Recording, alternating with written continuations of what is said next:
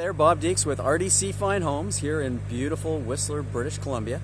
I am back at our Net Zero Reno for a quick update on progress. We've got drywall complete, painting for prime and first coat is also done, and we have sea to sky welding inside, installing our custom metal steel stringer stairs.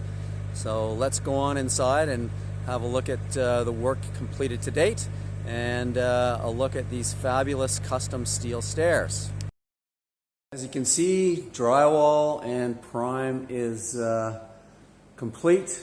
We are still waiting for our massive sliding door here from Fenstertech on Vancouver Island, but hoping that that shows up quickly. And of course, we've got our steel stringer stairs being installed here with fabulous team from Sea to Sky Welding Services.